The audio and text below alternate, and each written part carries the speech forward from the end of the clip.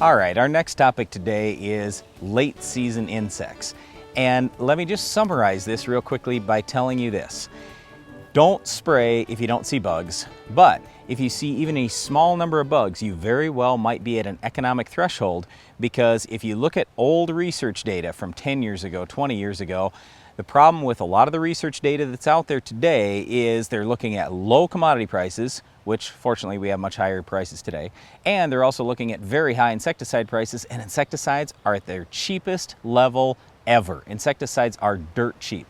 So what we're trying to tell you here is pull the trigger early, look at a proper economic threshold, regardless of the crop we're talking about. All right, Brian, here's the other side of that though. You've got the dollars of, okay, here's what the bushel is worth, and here's what the product is worth. But we don't know how much yield damage we're gonna see from a certain bug. One year, it may be a 20 bushel hit. The next year, maybe 2. And it's hard to know, I don't know. Depending on how the health of that crop is. If you're getting lots of rain, for example, we don't have a big soybean cyst nematode issue, even where you get hot spots. Yeah, but you're not going to spray for cyst nematode. What you're going to spray for is something like soybean aphids, and that's based on number. In other words, I know that if I have 10 aphids in my field, I can probably justify spraying on my farm. If I have 10,000 aphids in my field, I'm going to have major yield loss, probably 30, 40 bushel yield loss. It's going to be unbelievable.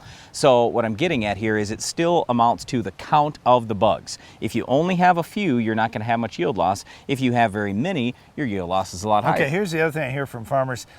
I'm going to harvest in just a few weeks. Yep. How much damage can they really do? Is it too late? Right, and that's the whole thing. If you have to make a separate trip just for insecticide, well, now your cost went up dramatically. So if it's yourself spraying, maybe it's $3 or $4. If you have to hire a plane, maybe it's $8 or $9. But the point is, it's a lot more than just the $1.50 or $2 insecticide. Okay, the other thing is, there are some guys spraying Liberty and... Oh, wait a second. The other key thing here is you got to look at pre-harvest interval. You asked me, oh, it's only a few weeks until I have to harvest. Well, in some cases, that pre-harvest interval might be 7 days, it might be 14, it might be 28 days. So that's something you've got to look at on the label of the product you're going to spray.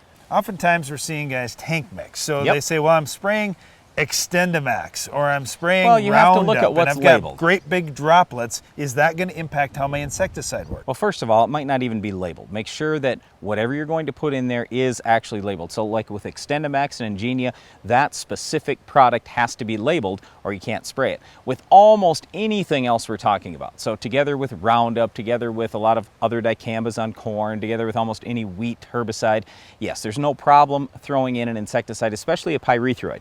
Now, if you go Lorsban's a little hotter, so you have to worry a little bit about leaf burn, so just be a little careful there.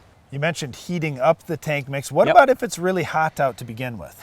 Well, I don't worry too much about heat, and I know some people really panic with the heat, but just make sure you've got your insecticide rate up, and usually I find that it works pretty well. All right, once insects are feeding on plants, they are open and exposed. They've got wounds on them. What about putting a fungicide with it? Yeah, fungicide is a great idea if you're going to also spray insecticide. A lot of times we're seeing good returns because anytime the plant gets opened up for disease, you're just obviously a lot more likely to have the disease, so it only makes sense that a fungicide would help. Okay, sometimes people are looking for bugs and they actually see mites. That's a little bit different. Yeah, a normal pyrethroid isn't going to work, so you can't go out there with Kendo or Silencer or something like that. You're going to have to switch over to a bifenthrin or capture type product, or Lorsban isn't too bad either. But switching to Lorsban, some people say, well, it doesn't have as much residual as some of the pyrethroids. Is that a big deal? No, it's not a big deal. You're not going to have much residual whatever you do. Yes, you might have a week to 10 days, maybe 14 days, but that's it. Well, some of the products claim you're going to have a month or a month and a half. No, and you're all not. this. You're not. You're not. Is that killing residual or what is that? No, there might be a little bit of stuff out there yet,